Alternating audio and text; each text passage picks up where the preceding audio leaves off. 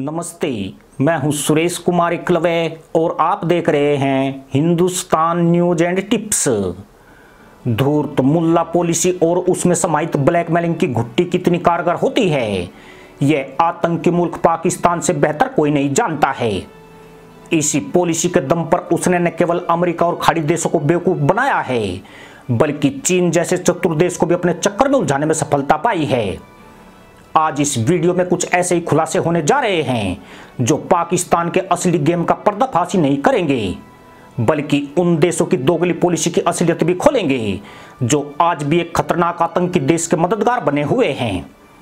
खासकर श्रीलंका के मामले में दुनिया का जो दोहरा चरित्र सामने आया है, उसने यह संकेत दे दिए हैं कि इस्लामिक दहशतगर्दी कैसे ब्लैकमेलिंग और खजाने भरने का जरिया बन गई है।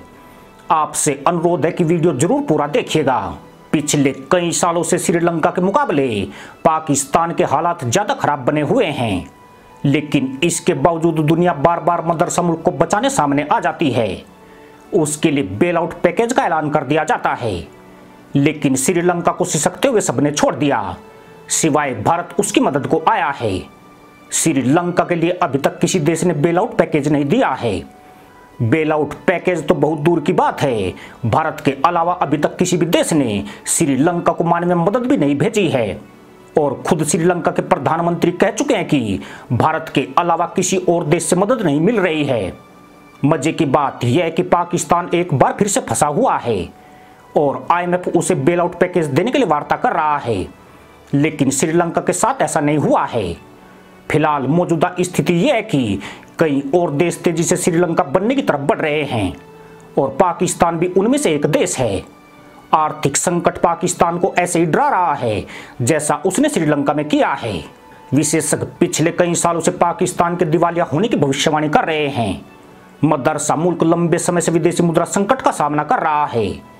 जानकर हैरानी होगी कि अंतर्राष्ट्रीय मुद्रा कोष यानी IMF पाकिस्तान को इस दफा 13वीं बार बेल आउट पैकेज देने जा रहा है, ताकि पाकिस्तान का विदेशी मुद्रा भंडार खत्म ना हो सके और पाकिस्तान जिस आर्थिक भंवर में फंसा हुआ है उससे किसी तरह बाहर आ जाए।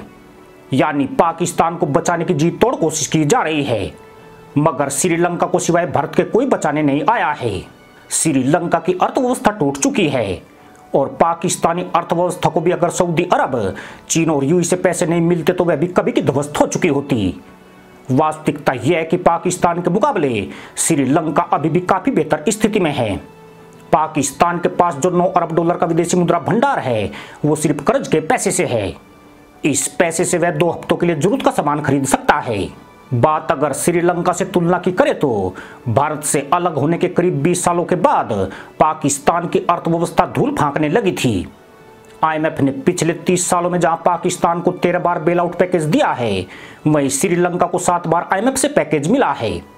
वहीं विदेशी कर्ज की बात करें तो पाकिस्तान के ऊपर 53 अरब डॉलर का कर्ज हो गया है, जबकि श्रीलंका के ऊपर कुल 51 अरब डॉलर का विदेशी कर्ज है।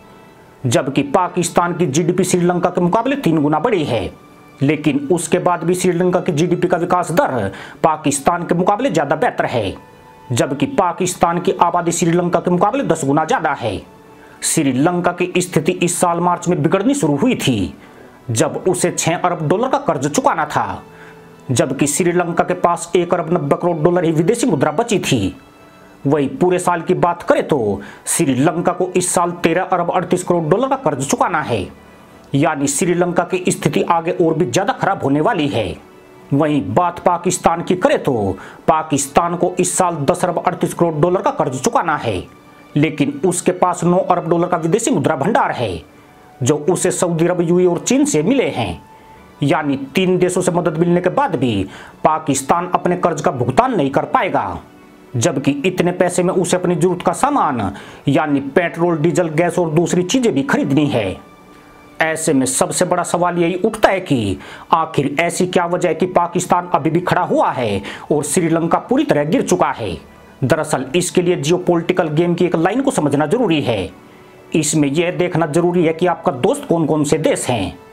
हालांकि एक लिहाज से देखें तो चीन, श्रीलंका और पाकिस्तान दोनों का ही कॉमन पार्टनर है, लेकिन पाकिस्तान के चीन के साथ जो संबंध है वो पिछले कई सालों में धीरे धीरे बनते गए हैं और चीन के अपने कई हित पाकिस्तान के अंदर हैं।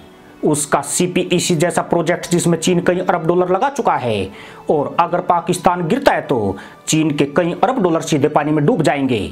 लेकिन बात श्रीलंका की करें तो श्रीलंका चीन का नया नवेला दोस्त है, और राजपक्षे सरकार ने श्रीलंका को चीन की गोद में बिठाया था, और चीन का श्रीलंका में कोई ज्यादा हित नहीं है। यही वजह है कि पूर्व राष्ट्रपति गोटबाया राजपक्षे ने इस साल जब जनवरी में चीन से 1 अरब 20 करोड़ डॉलर का लोन मांगा तो चीन की तरफ से कोई जवाब नहीं दिया गया था, जबकि चीन ने अभी अभी पाकिस्तान को 2 अरब 31 करोड़ डॉलर की मदद दी है। पाकिस्तान हमेशा से इस्लामिक कार्ड खेलने में माहिर रहा है, और वह किसी न किसी मुस्लिम ब्रादर की बात करके सऊदी अरब से लोन लेने में कामयाब हो जाता है। पाकिस्तान अपने सुन्नी मुस्लिम बहुल कार्ड को भी सऊदी अरब के सामने खेलता है। पाकिस्तान के पूर्व प्रधानमंत्री इमरान खान जब चुनकर आए थे, उन्होंने सबसे ज्यादा मुस्लिम कार्ड भुनाने की कोशिश की थी, और PM बनते वो लोन लेने के लिए सऊदी अरब पहुंच गए थे। साल 2018 में इमरान खान ने सऊदी अरब से 3 अरब डॉलर का बैलेंस ऑफ पेमेंट सपोर्ट लिया था, और संयुक्त अरब अमीरात ने 3 अरब डॉलर कैश पाकिस्तान को दिया था।